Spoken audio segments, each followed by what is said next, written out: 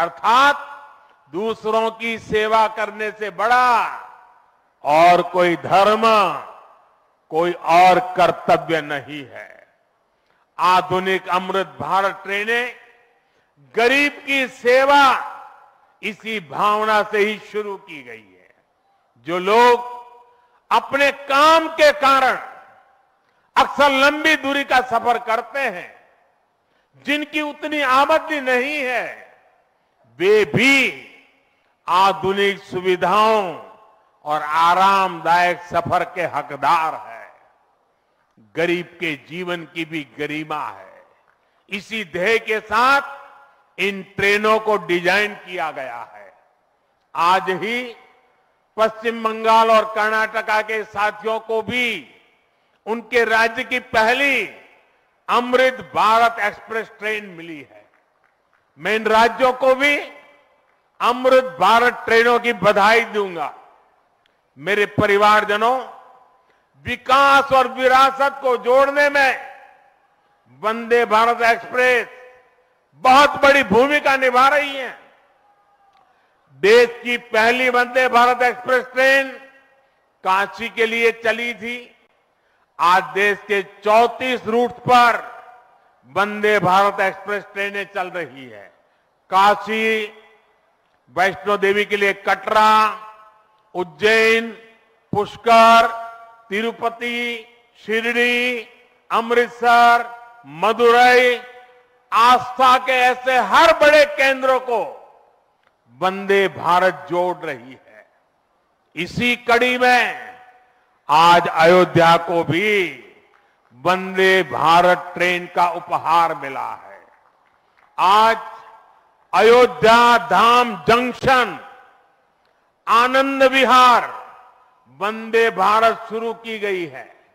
इसके अलावा आज कटरा से दिल्ली, अमृतसर से दिल्ली, कोयम्बटूर बेंगलुरु, मंगलुरु मडगांव, जालना मुंबई, इन शहरों के बीच भी वंदे भारत की नई सेवाएं शुरू हुई है। वंदे भारत में गति भी है, वंदे भारत में आधुनिकता भी है और वंदे भारत में आत्मनिर्भर भारत का गर्व भी है। बहुत ही कम समय में वंदे भारत से 1.5 करोड़ से अधिक यात्री सफर कर चुके हैं। विशेष तौर पर युवा पीढ़ी को ये ट्रेन बहुत पसंद आ रही है। साथियों, हमारे देश में प्राचीन काल से ही तीर्थ यात्राओं का अपना महत्व रहा है, अपना गौरवशाली इतिहास रहा है। बद्री विशाल से सेतुबंध रामेश्वरम की यात्रा, गंगोत्री से गंगा सागर की यात्रा, द्वारकाधीश से जगन्नाथपुरी की यात्रा, द्वादश ज्योतिर्लिंग की यात्रा, 4 धामों की यात्रा, कैलाश मानसरोवर यात्रा, कांवड़ यात्रा, शक्ति पीठों की यात्रा, पंढरपुर यात्रा, आज भी भारत के कोने कोने में कोई न कोई यात्रा निकलती रहती है। लोग आस्था के साथ उनसे जुड़ते रहते हैं। तमिलनाडु में भी कई यात्राएं प्रसिद्ध हैं। शिवस्थल पाद यात्रिरई, मुरुगनंकु कावड़ी यात्रिरई, वैष्णव तिरुपति यात्रिरई, अस्मन तिरुत्तल यात्रिरई, केरला में सबरीमाला यात्रा हो, आंध्र तेलंगाना में मेदाराम में समक्का और सरक्का की यात्रा हो, नागोबा यात्रा, इनमें लाखों की संख्या में श्रद्धालु जुड़ते हैं। यहां बहुत कम लोगों को पता होगा कि केरला में भगवान राम और उनके भाइयों भरत, लक्ष्मण और शत्रुघ्न के धाम की भी यात्रा होती है।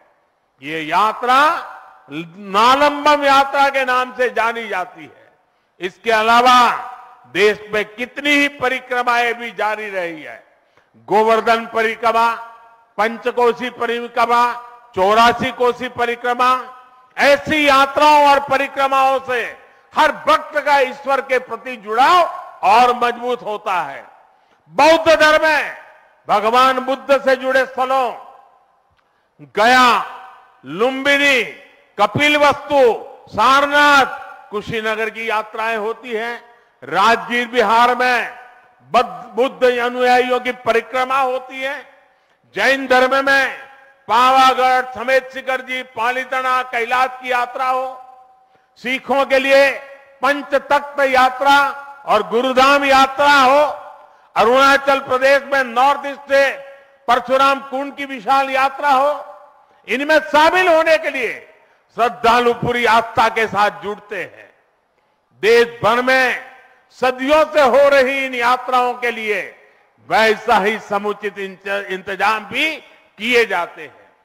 अब अयोध्या में हो रहे ये निर्माण कार्य यहां आने वाले हर राम भक्त के लिए अयोध्या धाम की यात्रा को, भगवान के दर्शन को और आसान बनाएंगे।